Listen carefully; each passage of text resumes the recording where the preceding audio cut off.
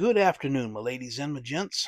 I uh, thought I'd do some updates here, and I was going to do a update with VCG resins, and then another update with the Pro Stock effing everything group build.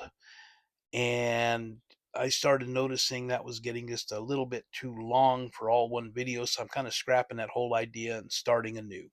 So this particular one will be the VCG update. And so I'll do the other in a separate. So here we go. I got to sneeze, so hang on. Uh, Pollen in the air. Next door neighbor's mowing his yard. And it's mostly weeds. Um, but anyway, VCG resins. There we go. Um, Josh sent out the newsletter earlier today. Those of you that have signed up will have seen what he's got on, and it looks like it's cool. Those of you that haven't signed up for the newsletter, real simple. And those of y'all that haven't been on the site yet since Josh started his customer appreciation days a week or so ago, be sure and go on over. When you first get on the site, a pop up will come up urging you to put in your email address, and it will enter you into the customer appreciation giveaway. He's got two $25 gift certificates to VCG, and pardon me, allergies. And the grand prize is a $50 gift certificate and two as of yet unreleased engines. So that's about $100 value, including shipping, right there. So yeah, doesn't hurt. All you got to do is put your email address in, and you're entered.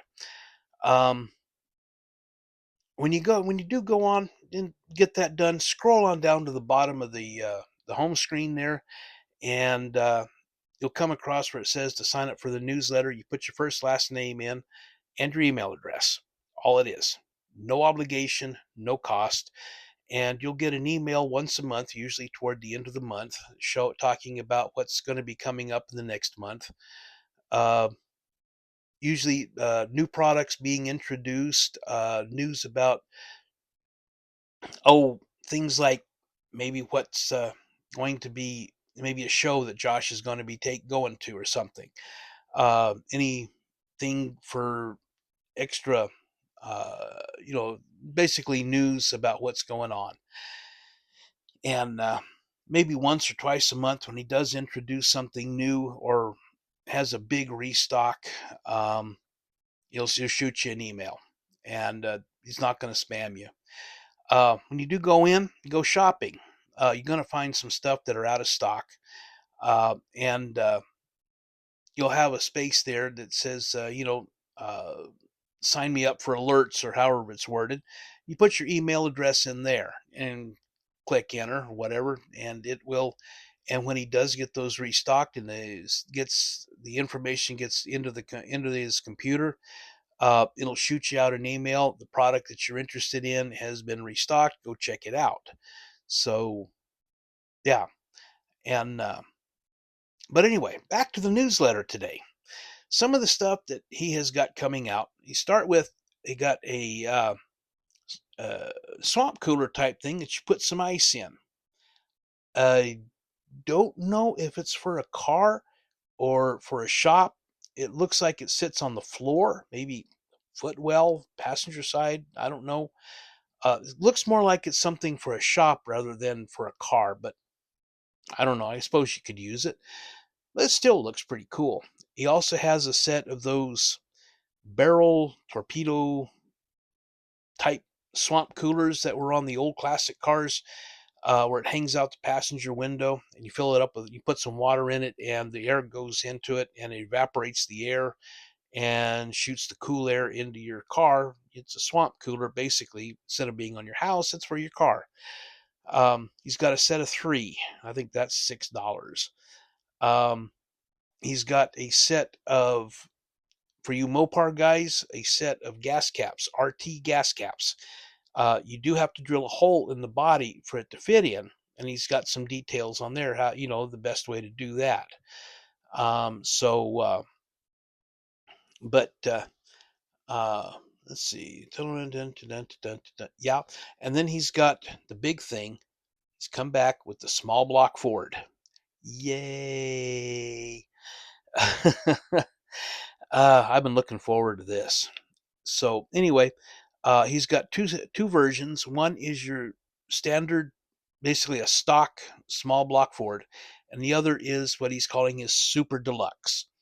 Uh, they both come with all kinds of nifty little goodies on it, including several different belt sets. It comes with a power steering pump and an air conditioner pump and an alternator and the whole 9 yards. Uh, but uh, it also comes with a set of pulleys with no belt on them. For those of us who are idiot enough that we want to be able to put the pulleys on and then put our own belt material on. Personally, I like that idea better. It is easier to paint the pulleys, and when you put the material on it for the belt, it looks more realistic, at least in my opinion. And but he's including some pulleys in that. I don't know if it's going to be common for him to introduce that for the others. I don't know yet. But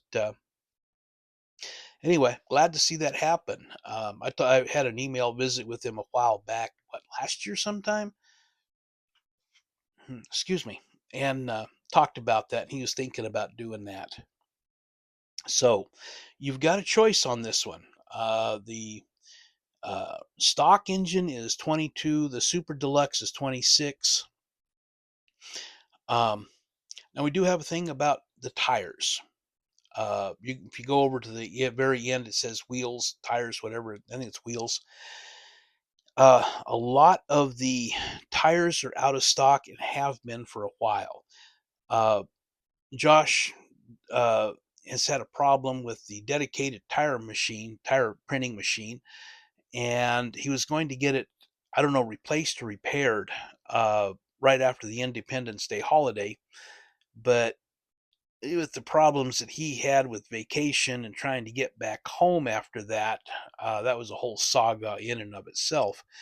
Uh, the money that he had to spend on that was the money that he had saved up for the new, you know, getting the new printing thing back online. So he's had to save up again. He's about got that settled down, and so I don't know how long it's going to take. I don't know if he's trying to fix it, if he's trying to replace it. I'm not sure, but he indicated that he's about got that settled and he is going to do something where here in the next, hopefully in the next 2 or 3 weeks, he's going to be able to start printing tires again. So, so just be patient. It'll get back to it and he'll have that back up and running. And remember, he's a one man operation. That's it. All he does, just a one man operation.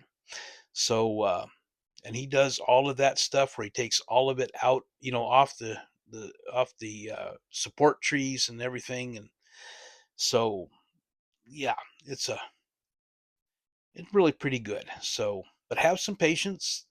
Um, be sure and put your email address in on the tires that you want, and click the let me know when they're back in and this kind of thing. So when they do get back, you can go ahead and click on it and go get you some tires when he does get them back online.